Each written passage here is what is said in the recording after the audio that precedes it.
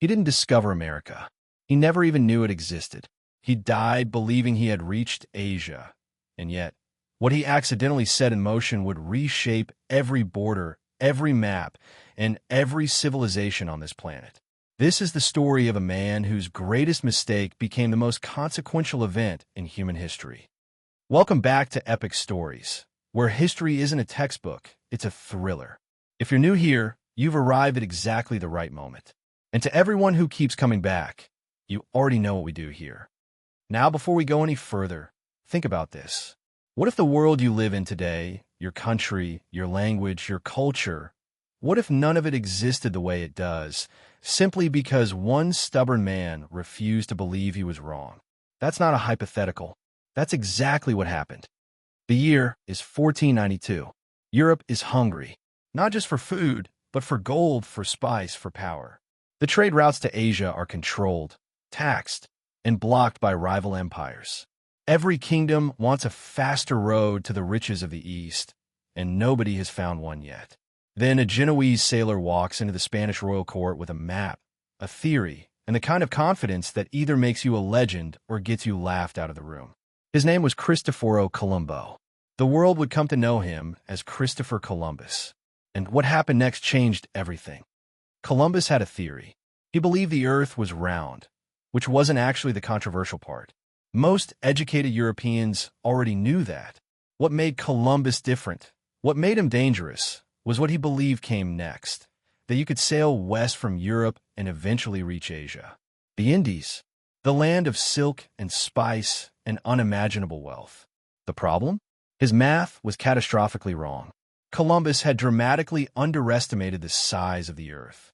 Professional geographers at the time told him so. The Portuguese crown heard his pitch and rejected it. Twice. His own calculations placed Japan roughly where the Caribbean actually sits, and he had no idea. But Columbus wasn't the kind of man who accepted no. He took his proposal to Spain. King Ferdinand and Queen Isabella were initially hesitant. They were in the middle of a war. But in 1492, the war ended. And suddenly, the idea of finding a new route to Asia's wealth became very attractive. They said yes. On August 3rd, 1492, Columbus set sail from Palos de la Frontera, Spain, with 3 ships, the Nina, the Pinta, and the Santa Maria, and a crew of about 90 men who had very little idea what they were sailing into. For weeks, there was nothing. Just ocean. Endless, terrifying ocean. The crew grew restless, then anxious, then angry. Some wanted to turn back. There were whispers of mutiny. Men stared at the horizon every single day and saw the same thing. Nothing. Columbus kept sailing. He adjusted his logs, secretly riding shorter distances than they had actually traveled, so the crew wouldn't panic about how far from home they really were. That detail alone tells you everything about this man. He was determined, calculated, and not entirely honest, but he was not going to stop. Then, on October 12, 1492, a sailor named Rodrigo de Triana spotted land. The cry went up across the ship. Land.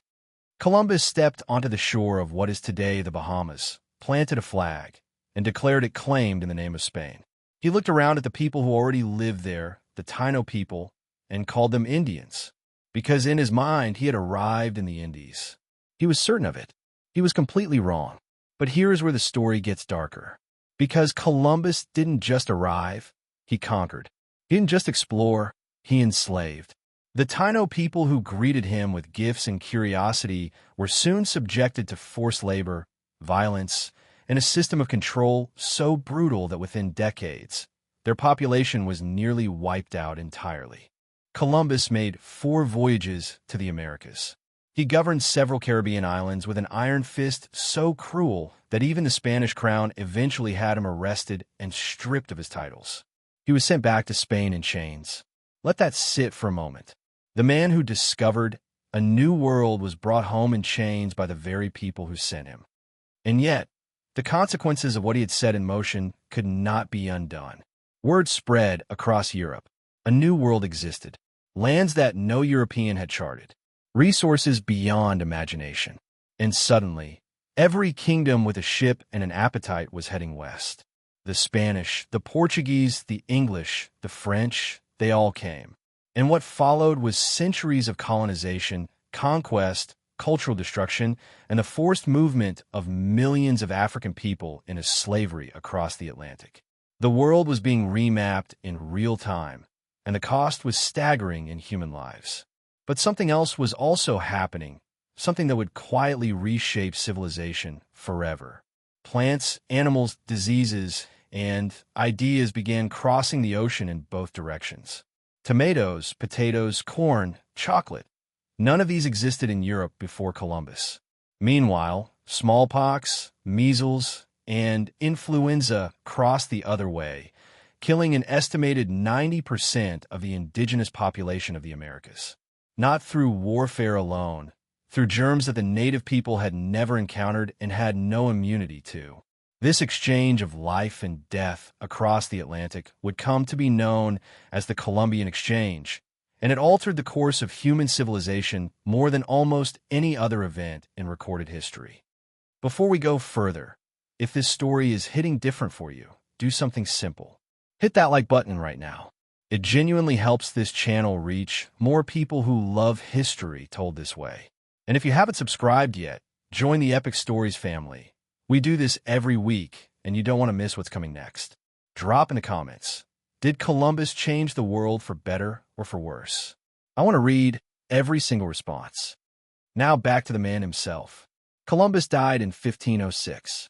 He was not poor. He had been given titles and some compensation, but he was bitter.